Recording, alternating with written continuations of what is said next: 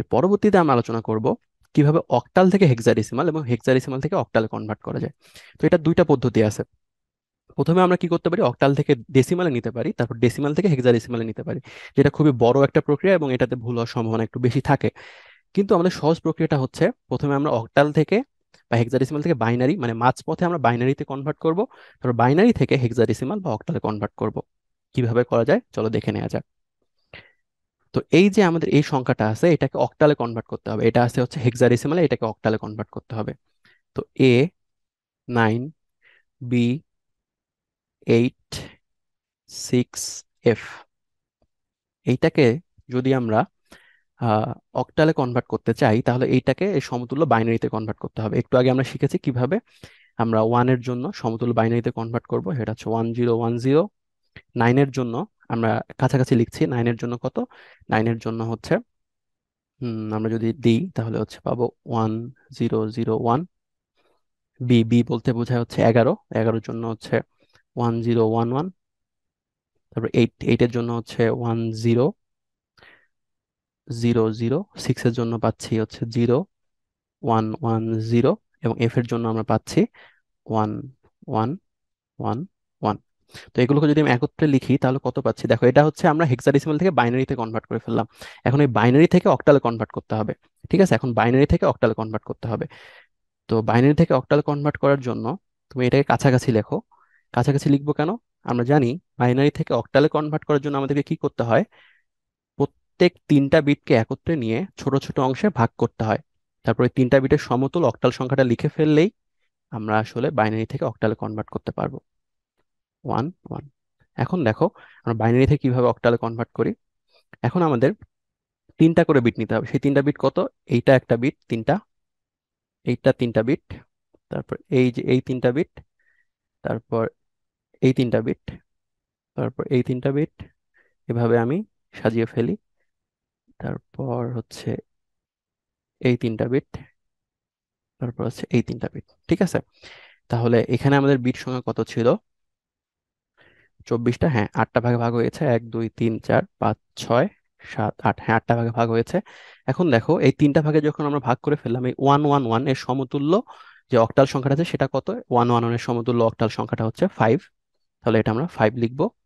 তারপর 101 এর সমতুল্য অক্টাল সংখ্যাটা কত, আচ্ছা সরি আমি একটু ভুল করেছি, 111 এর সমতুল্য অক্টাল সংখ্যাটা হচ্ছে 7। 111 এর সমতুল্য অক্টাল সংখ্যাটা হচ্ছে 7।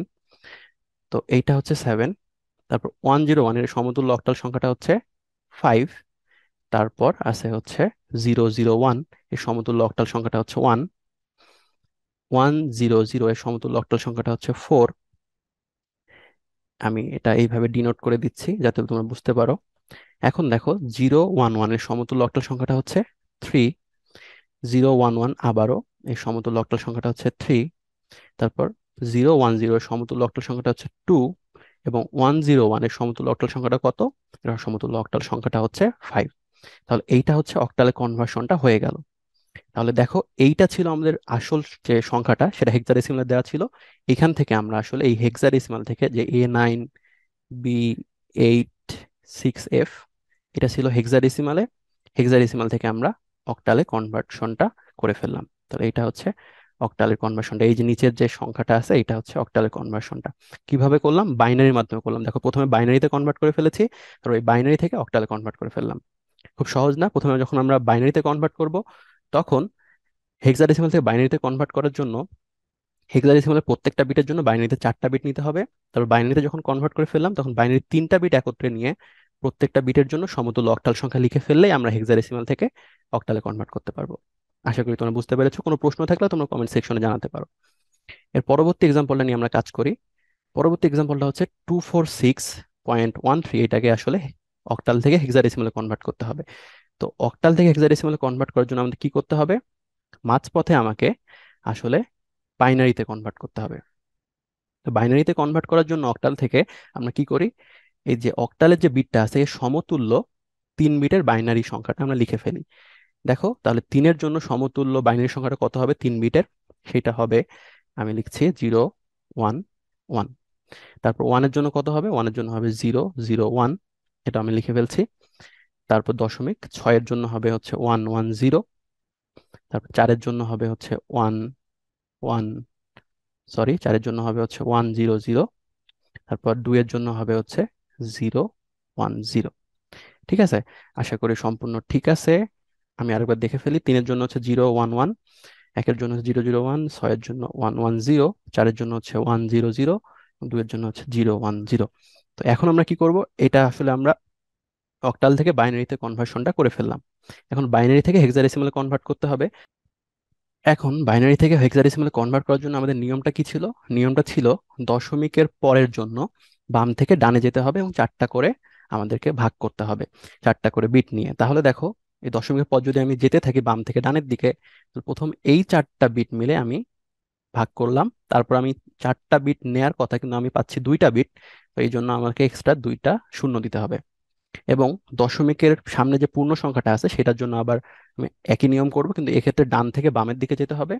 এভাবে আমি 4টা নিলাম এবং এভাবে এই যে এই 4টা মিলে একটা করলাম, এবং তারপরে জিরো আছে।